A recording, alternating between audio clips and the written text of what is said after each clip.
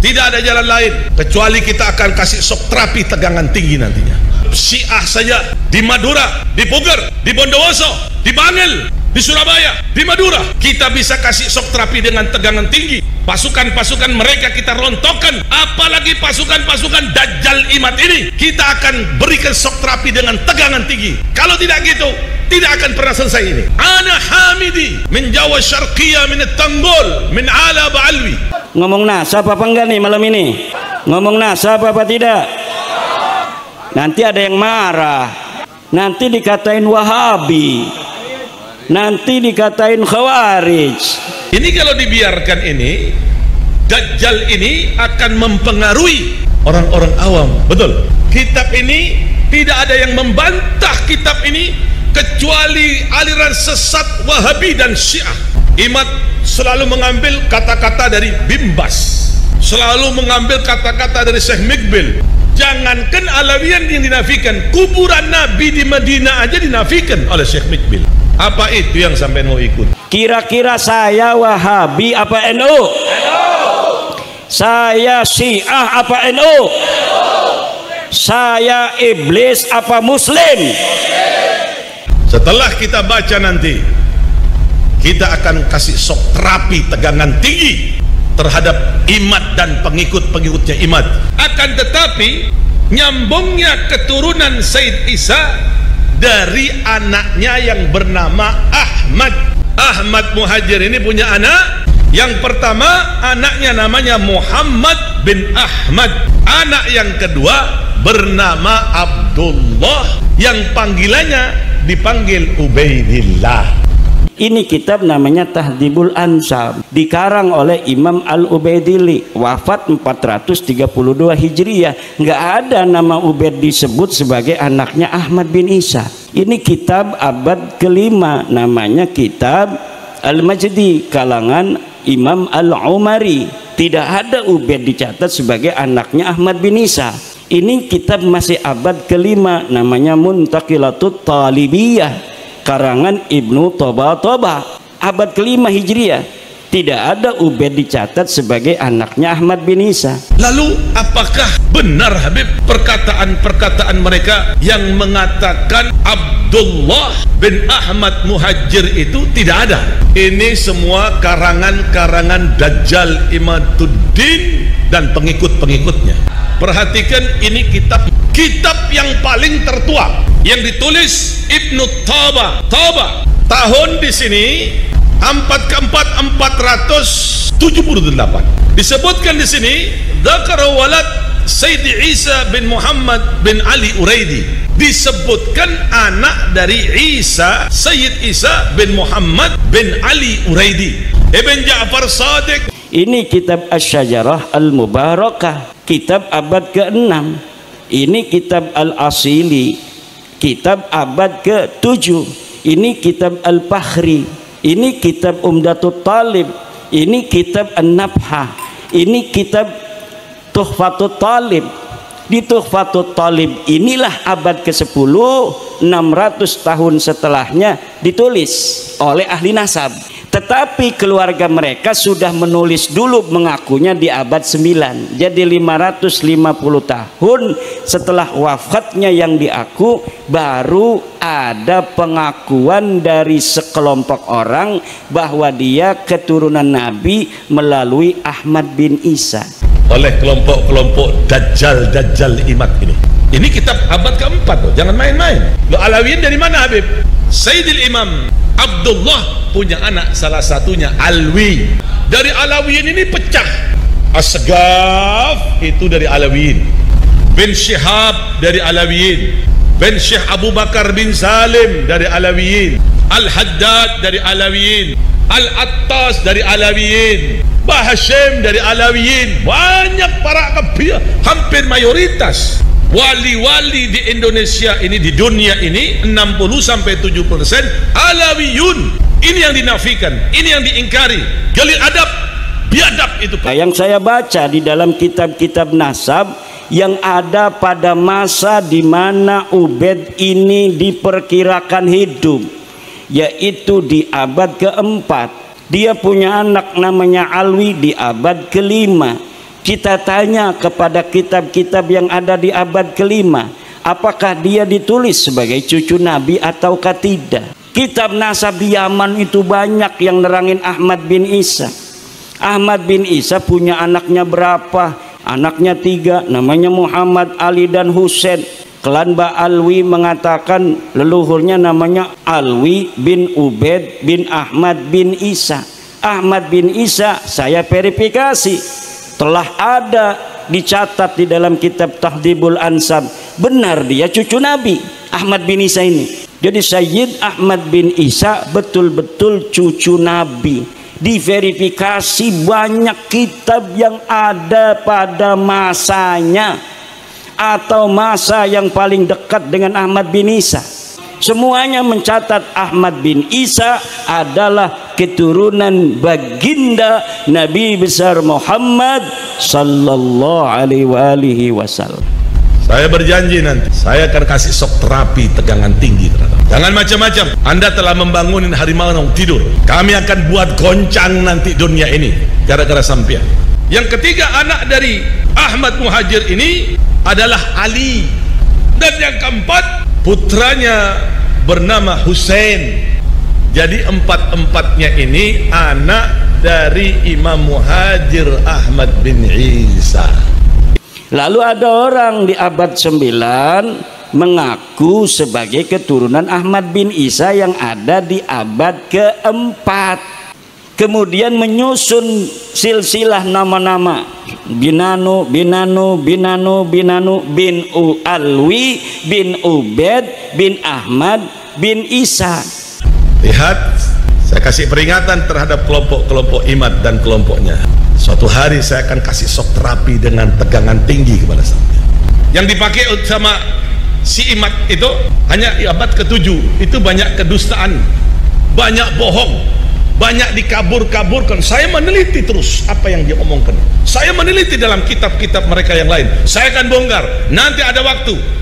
Saya lihat di kitabnya, di kitab yang dikarang pada masanya masing-masing. Ternyata nama-nama dari leluhur para habaib ini menurut bacaan saya tidak ada dicatat sebagai keturunan baginda Nabi Muhammad sallallahu alaihi wasallam. Saya tulis di dalam tulisan saya, sekarang saya dimarah-marahin, Pak.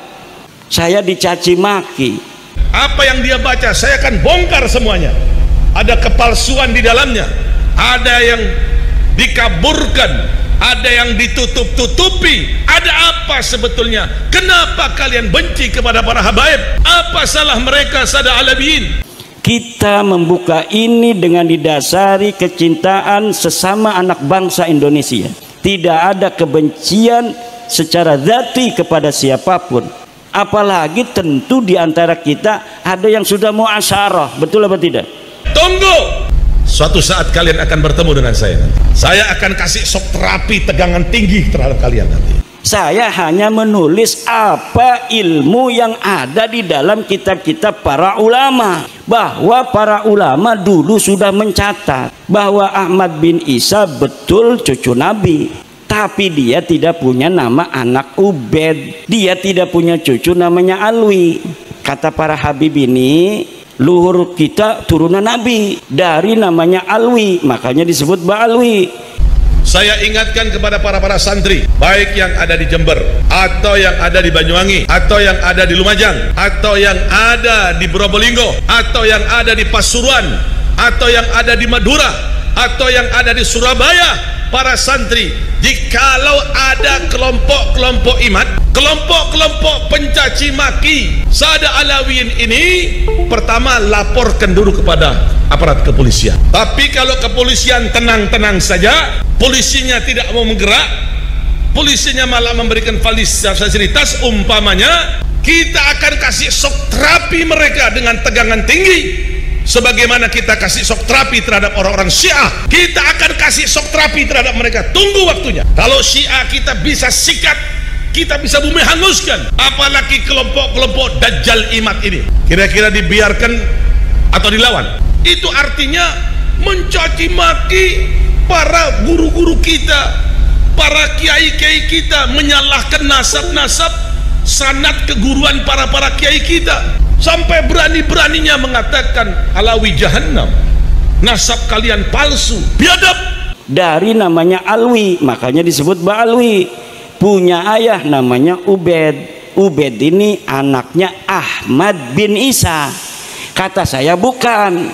Ini saya lagi wadul Pak, karena saya dicaci maki melulu gara-gara ngomong ini. Nih kitabnya ada manuskripnya, ada cetakannya, dikarang oleh ahli nasab yang asli.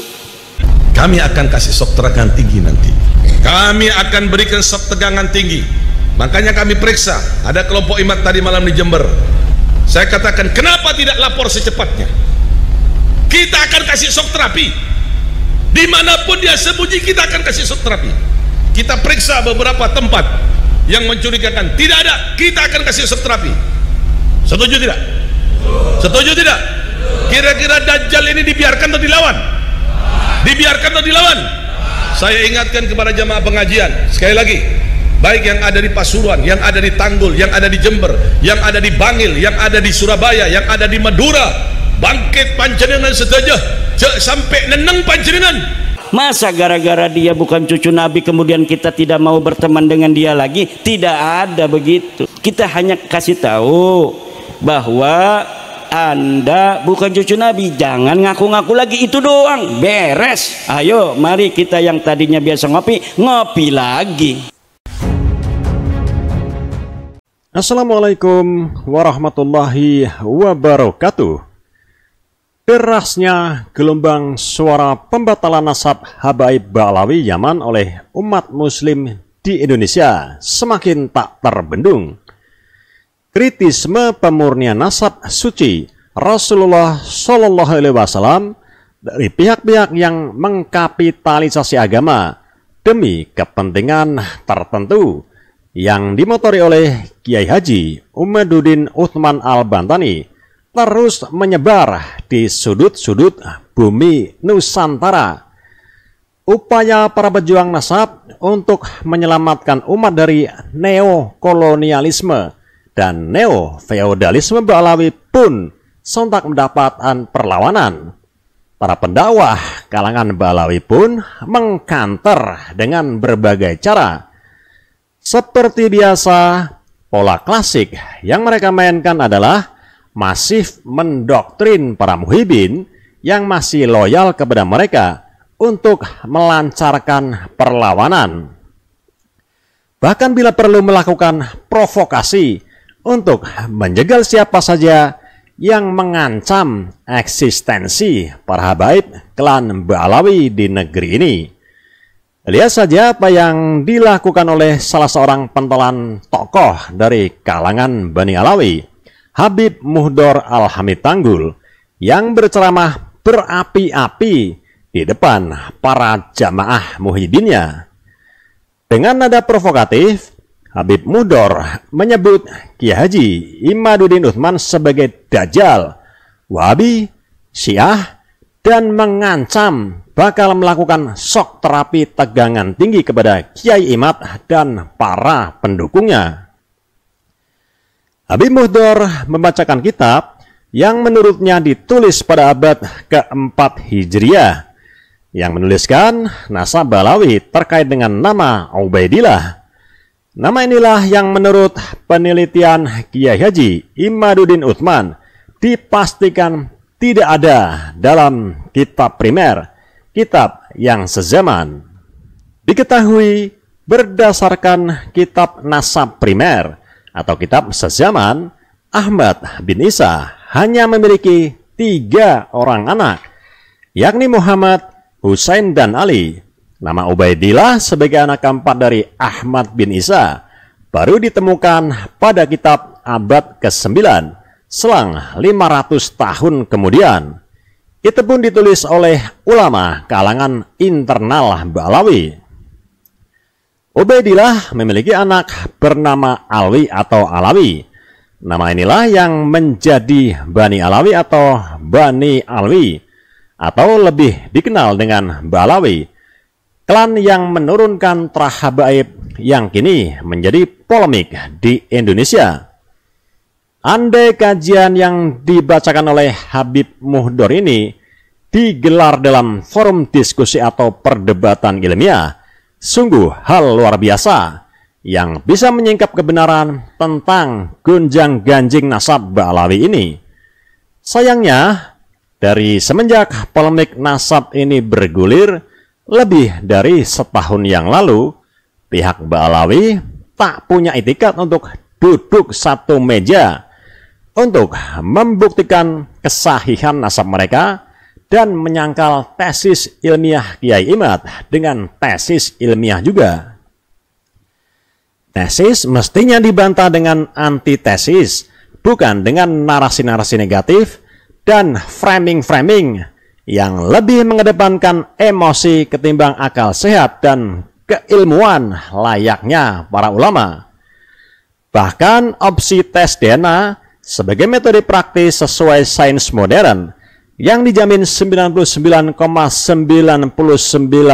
akurat pun mereka enggan. Alih-alih berani melakukannya untuk membuktikan keaslian gen sebagai keturunan Nabi, mereka justru berkelit dengan memfatwakan hal itu sebagai haram. Celakanya, dari 180 orang di dunia, diantaranya 7 orang dari Indonesia, dari klan Ba'alawi yang telah melakukan tes DNA di Eropa, justru terkonfirmasi berdarah Yahudi Askenazi.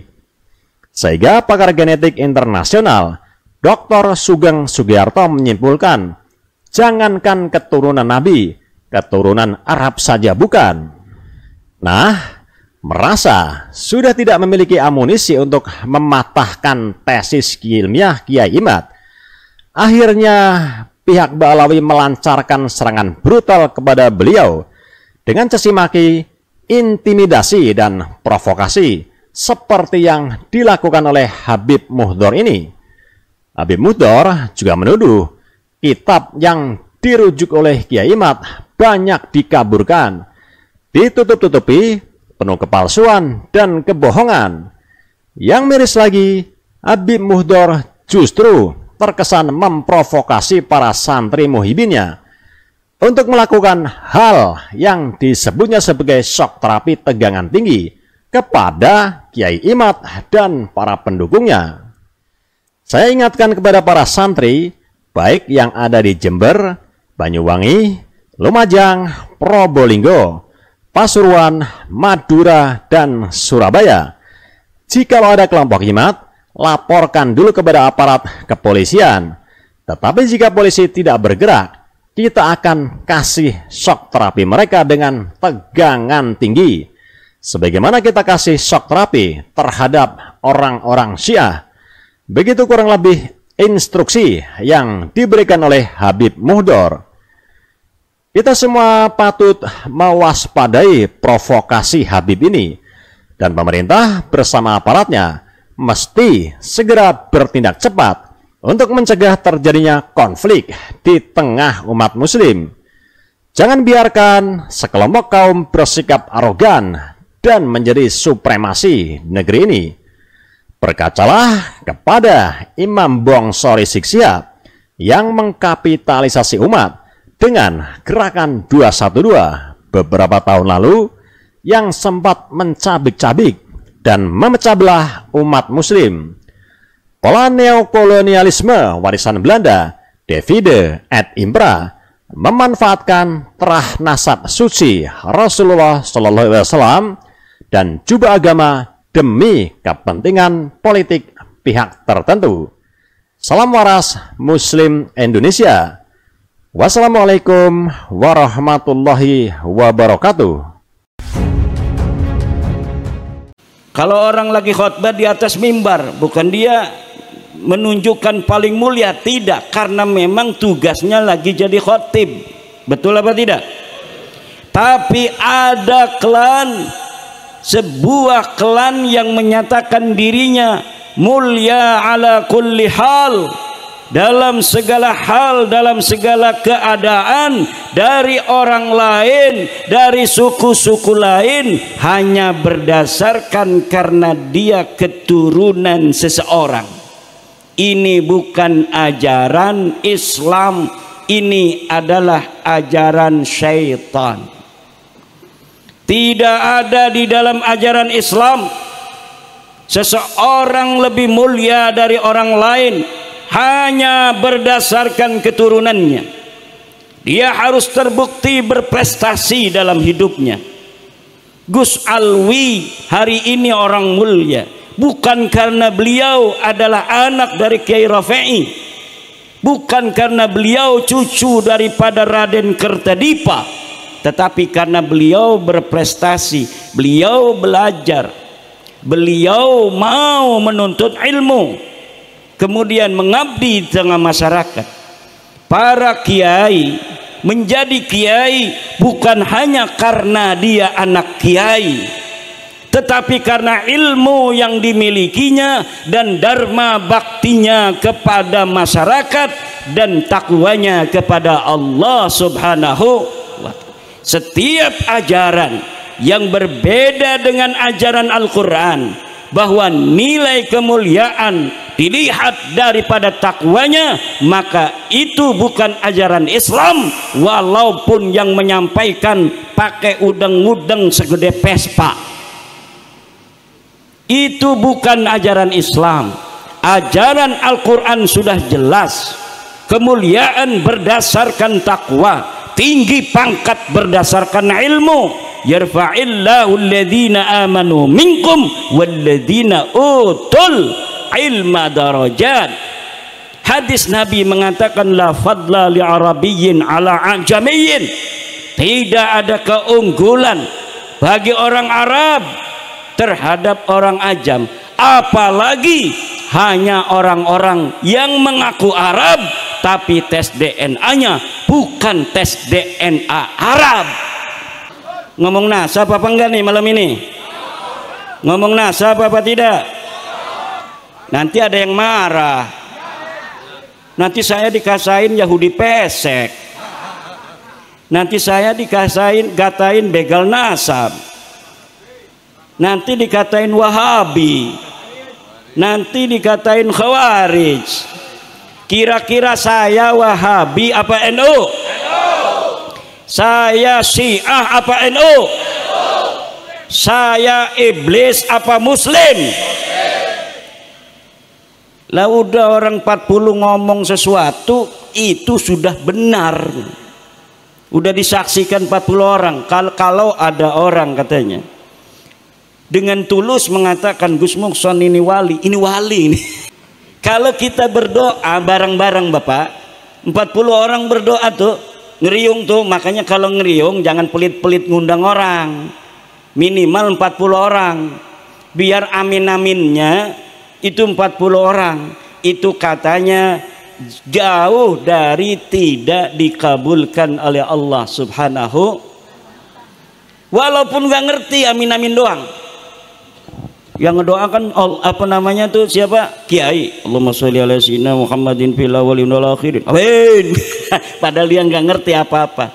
Tapi Allah Maha Penyayang, Allah Maha Pengasih. Doa dia walaupun dia tidak ngerti, husnudzon kepada kiai, bahwa kiai berdoanya ini adalah berdoa yang baik untuk dirinya dan untuk yang hadir, maka apa yang didoakan kiai itu akan diberikan juga kepada dia yang ikut. Amin.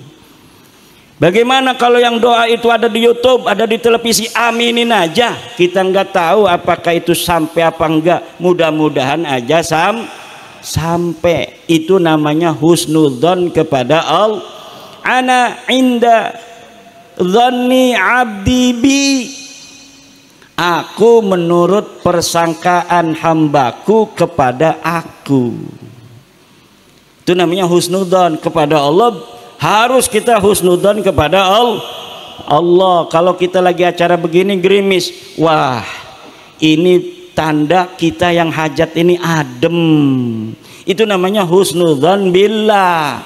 Jangan turun hujan kita ada acara, dosa apa nih? Dosa apa nih? Jangan begitu, kita langsung husnudzon billah, pasti ada hikmahnya. Husnudzon kepada Allah harus, husnudzon kepada penipu haram. Husnudzon kepada penipu, udah tahu tampangnya penipu, dan udah kata tetangganya, awas kalau orang itu datang kamu hati-hati, penipu itu orang. Tiba-tiba datang ke rumah dia, kita husnudzon. Boleh apa tidak kepada orang yang ada qarinah, yang ada dalil bahwa dia penipu? Tidak boleh. Ihtarisu anfusakum bidzanni. Bahkan ada riwayatnya ihtarisu anfusakum bisu'idzan. Jaga dirimu dengan suudzan. Kalau engkau bersuudzan kepada orang-orang yang dipantas disuudzani, maka engkau akan selamat dari kejelekan orang itu. Orang yang tampangnya itu tampang maling, kita suudzani, kita akan terlepas dari kejelekannya. Ada tamu tampangnya tampang maling, kita ada HP di meja, kemudian kita mau ngambilin air, HP-nya kita bawa, suudzon kepada dia, jangan-jangan dia maling. Betul apa tidak? Tapi kalau kitanya husnudzon saja, husnudzon kepada maling, orang yang gayanya gaya maling, kita husnudzani. Kita masuk aja ke dapur, kita tinggalkan HP kita di hadapan orang yang tampangnya tampang maling, kira-kira HP kita selamat apa enggak itu? Insya Allah hilang, dan kita nanti akan kerok sebagai orang yang beradab. Mau nyangka tamu kita nggak enak, betul apa tidak? Kalau bukan dia, siapa lagi yang nyolong? Maka dulur-dulur sekalian, di dalam kaidah usul fiqih dikatakan la ibrata bidzannil bayyini khata'uh. Tidak boleh menggunakan dzan yang sudah jelas salahnya. Kita husnudzon kepada orang yang tidak kita kenal, tampangnya pakai sorban, pakai jubah kayak saya begini, kemudian assalamualaikum, ngomongnya juga lembut, bapak ada di rumah, kira-kira orang begitu amarahnya, alamatnya orang baik apa orang jahat? Orang baik. Kalau amarahnya, amarah itu alamat, dia adalah orang baik, kita boleh husnudzon. Mangga nanti bapak saya ada, panggilin bapak kita, husnudzon kita. Ada HP, ada ini juga, nggak bakal pakai jubah begitu mau nyolong. Itu masih mending begitu. Tapi kalau tampangnya udah urakan, akhlaknya tidak menunjukkan orang yang saleh, gebrak-gebrak pintu, assalamualaikum, assalamualaikum, bapak ada, kita belum pernah kenal, dia belum pernah datang, maka layak orang itu untuk disuudzani. Kalau misalnya ada orang saleh zaman dulu datang ke kiai, contohnya Mbah Hasyim Asy'ari, ngaku cucu Nabi. Mbah Hasyim Asy'ari melihat akhlaknya baik, orangnya saleh, megangnya tasbih, subhanallah, subhanallah, masya Allah, akhlaknya tandak tunduk pada Mbah Hasyim. Dia mengaku cucu Nabi, kemudian kata Mbah Hasyim, kayaknya bener ini akhlaknya aja begitu. Ditawarin minum, ana shaim, saya sedang berpuasa. Kemudian diamplopin misalnya Mbah Hasyim, nolak dia, malah dia ngambil emas 10 gram. Nih buat Mbah Hasyim, masya Allah. Orang akhlaknya begitu, kira-kira ngaku cucu Nabi, kita percaya enggak? Percaya. Walaupun kita tidak tanya-tanya kepada dia nasabnya mana, susunan silsilahnya mana, akhlaknya baik. Tapi kalau ada orang yang suka mencaci maki, gayanya tidak menunjukkan gaya tawadhu, kayak preman pasar, ngaku cucu Nabi, ngaku ada darahnya Nabi yang mengalir dalam tubuhnya, kira-kira kita terima apa tidak itu pengakuannya? Kira-kira perlu diverifikasi apa tidak? Kira-kira perlu tes DNA apa tidak orang model begini? Tes DNA perlu apa tidak? Haram. Tes DNA itu haram. Nggak boleh tes DNA, tidak ada di dalam kitab fikih, tidak ada di dalam mazhab Syafi'i. Imam Syafi'i tidak bicara tentang DNA. Ari Imam Syafi'i mangges 1000 tahun. Tak aya DNA eta zaman Imam Syafi'i mah tak aya. Leres ente? Tidak ada DNA di masa lalu. DNA itu bukan tugasnya Imam Syafi'i, DNA itu tugasnya LBM PBNU, tugasnya Komisi Fatwa Majelis Ulama Indonesia yang ada sekarang. Jangan bawa-bawa yang sudah wafat. Tugas-tugas guru kita sudah selesai pada masanya. Hari ini adalah tugas ulama-ulama yang ada pada masa ini. Kalau ada nawazil, kalau ada hadisah yang timbul hari ini, jangan bawa-bawa ulama masa lalu yang hadisah itu tidak ada pada masa lalu. Untuk mencari hukum kripto, jangan cari di dalam kitab Nihayatuz Zennya Syekh Nawawi Tanara Al-Bantani, karena pada masa Syekh Nawawi Tanara belum ada kripto. Tapi tanya kepada Komisi Fatwa MUI, tanya pada LBM PBNU, LBM PWNU, LBM PCNU, tugas mereka untuk menjawab kripto halal apa haram. Kalau ada nawazil pada hari ini ditemukan bukti bahwa klan Ba'alwi bukan cucu Nabi, ditemukannya saat ini, jangan tanya Mbah Hashim Asy'ari yang sudah tiada, jangan tanya kepada Mbah Khalil Bangkalan yang sudah tiada, jangan tanya Mbah Maimun Zubair yang sudah tiada, tapi tanya ulama-ulama sekarang yang faham akan dalil-dalilnya, apakah Ba'alwi ini nyambung apa tidak sebagai keturunan Nabi. Betul apa tidak?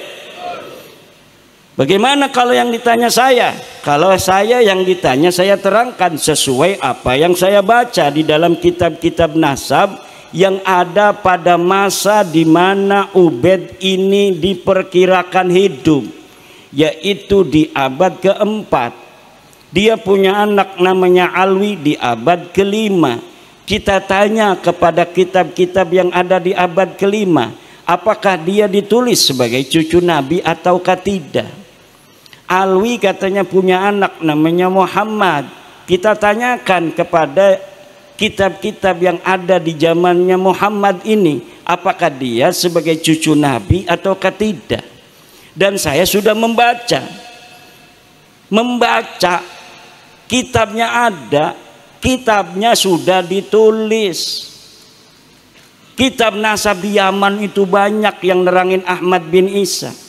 Ahmad bin Isa punya anaknya berapa, dia adanya di mana, kemudian siapa-siapa nama anaknya itu. Anaknya 3, namanya Muhammad, Ali dan Husain. Klan Ba'alwi mengatakan leluhurnya namanya Alwi bin Ubed bin Ahmad bin Isa. Ahmad bin Isa saya verifikasi, telah ada dicatat di dalam kitab Tahdhibul Ansab. Benar dia cucu Nabi Ahmad bin Isa ini. Jadi Sayyid Ahmad bin Isa betul-betul cucu Nabi. Diverifikasi banyak kitab yang ada pada masanya atau masa yang paling dekat dengan Ahmad bin Isa. Ada Tahdhibul Ansab, ada kitab Al-Majdi, ada kitab Muntaqilatut Talibiyah, ada kitab Asy-Syajarah Al-Mubarakah, ada kitab Al-Fakhri, ada kitab Al-Asili, ada kitab Umdatut Talib, ada kitab An-Nafah Al-Ambariyah, ada kitab Tuhfatut Talib. Semuanya mencatat Ahmad bin Isa adalah keturunan baginda Nabi besar Muhammad sallallahu alaihi wasallam. Lalu ada orang di abad 9 mengaku sebagai keturunan Ahmad bin Isa yang ada di abad keempat. Kemudian menyusun silsilah nama-nama Binanu, Binanu, Binanu, Binanu, bin Alwi, bin Ubed, bin Ahmad, bin Isa. Saya lihat di kitabnya, di kitab yang dikarang pada masanya masing-masing. Ternyata nama-nama dari leluhur para habaib ini menurut bacaan saya tidak ada dicatat sebagai keturunan baginda Nabi Muhammad sallallahu alaihi wasallam. Saya tulis di dalam tulisan saya, sekarang saya dimarah-marahin, Pak. Saya dicaci maki.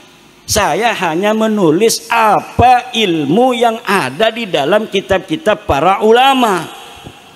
Bahwa para ulama dulu sudah mencatat bahwa Ahmad bin Isa betul cucu Nabi, tapi dia tidak punya nama anak Ubed, dia tidak punya cucu namanya Alwi.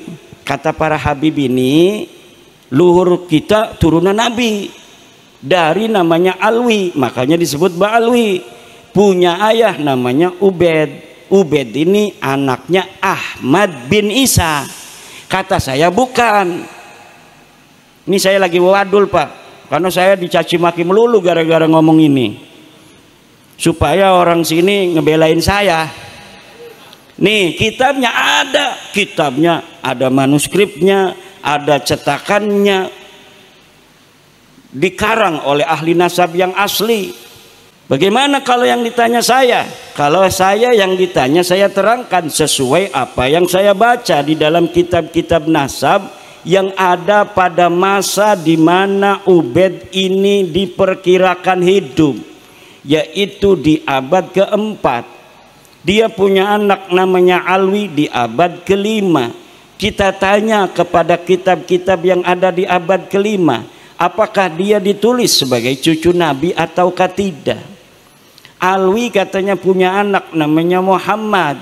Kita tanyakan kepada kitab-kitab yang ada di zamannya Muhammad ini, apakah dia sebagai cucu Nabi ataukah tidak? Dan saya sudah membaca kitabnya ada, kitabnya sudah ditulis. Kitab nasab di Yaman itu banyak yang nerangin Ahmad bin Isa. Ahmad bin Isa punya anaknya berapa, dia adanya di mana, kemudian siapa-siapa nama anaknya itu. Anaknya 3, namanya Muhammad, Ali, dan Husain. Klan Ba'alwi mengatakan leluhurnya namanya Alwi bin Ubed bin Ahmad bin Isa. Ahmad bin Isa saya verifikasi, telah ada dicatat di dalam kitab Tahdhibul Ansab. Benar dia cucu Nabi, Ahmad bin Isa ini. Jadi Sayyid Ahmad bin Isa betul-betul cucu Nabi. Diverifikasi banyak kitab yang ada pada masanya atau masa yang paling dekat dengan Ahmad bin Isa. Ada Tahdhibul Ansab, ada kitab Al-Majdi, ada kitab Muntaqilatut Talibiyah, ada kitab Asy-Syajarah Al-Mubarakah, ada kitab Al-Fakhri, ada kitab Al-Asili, ada kitab Umdatul Talib, ada kitab An-Nafah Al-Ambariyah, ada kitab Tuhfatut Talib. Semuanya mencatat Ahmad bin Isa adalah keturunan baginda Nabi besar Muhammad sallallahu alaihi wasallam. Lalu ada orang di abad 9 mengaku sebagai keturunan Ahmad bin Isa yang ada di abad keempat. Kemudian menyusun silsilah nama-nama Binanu, Binanu, Binanu, Binanu, bin Alwi, bin Ubed, bin Ahmad, bin Isa. Saya lihat di kitabnya, di kitab yang dikarang pada masanya masing-masing. Ternyata nama-nama dari leluhur para habaib ini menurut bacaan saya tidak ada dicatat sebagai keturunan baginda Nabi Muhammad sallallahu alaihi wasallam. Saya tulis di dalam tulisan saya, sekarang saya dimarah-marahin, Pak. Saya dicaci maki. Saya hanya menulis apa ilmu yang ada di dalam kitab-kitab para ulama. Bahwa para ulama dulu sudah mencatat bahwa Ahmad bin Isa betul cucu Nabi, tapi dia tidak punya nama anak Ubed, dia tidak punya cucu namanya Alwi. Kata para Habib ini, luhur kita turunan Nabi dari namanya Alwi, makanya disebut Ba'alwi. Punya ayah namanya Ubed, Ubed ini anaknya Ahmad bin Isa. Kata saya bukan. Ini saya lagi wadul, Pak, karena saya dicaci maki melulu gara-gara ngomong ini, supaya orang sini ngebelain saya. Nih kitabnya ada manuskripnya, ada cetakannya, dikarang oleh ahli nasab yang asli. Nih kitabnya nih, satu dek yang aku cucu Nabi. Ini kitab namanya Tahdhibul Ansab, dikarang oleh Imam Al-Ubaidili, wafat 432 Hijriyah. Nggak ada nama Ubaid disebut sebagai anaknya Ahmad bin Isa. Ini kitab abad kelima, namanya kitab Al-Majdi kalangan Imam Al-Umari. Tidak ada Ubaid dicatat sebagai anaknya Ahmad bin Isa. Ini kitab masih abad kelima, namanya Muntaqilatut Talibiyah karangan Ibnu Toba. Abad kelima Hijriyah. Tidak ada Ubaid dicatat sebagai anaknya Ahmad bin Isa. Ini kitab Asy-Syajarah Al-Mubarakah, kitab abad ke-6. Ini kitab Al-Asili, kitab abad ke-7. Ini kitab Al-Fakhri, ini kitab Umdatut Talib, ini kitab An-Nabhah, ini kitab Tuhfatut Talib. Di Tuhfatut Talib inilah abad ke-10, 600 tahun setelahnya ditulis oleh ahli nasab. Tetapi keluarga mereka sudah menulis dulu, mengakunya di abad 9. Jadi 550 tahun setelah wafatnya yang diaku, baru ada pengakuan dari sekelompok orang bahwa dia keturunan Nabi melalui Ahmad bin Isa. Jadi tidak ada sebelumnya yang nyatet sendiri. Enggak terima, Pak, tidak terima kepada saya. Kemarin saya di Tuban mau ceramah, nggak boleh datang, minta bantuan polisi dia untuk mencegah saya datang. Saya tetap datang aja, bismillahirrahmanirrahim, alhamdulillah tidak ada apa-apa. Dan ini terverifikasi apa yang saya teliti, yang sudah mempunyai kesimpulan. Kalau saya kesimpulannya itu sudah hakul yakin 100% bahwa para habaib yang ada di Indonesia ini, dari marga Al-Attas, As-Segab, bin Syihab, bin Yahya dan sebagainya, itu yang disebut Habib, bukan keturunan baginda Nabi besar Muhammad sallallahu alaihi wa alihi wasallam.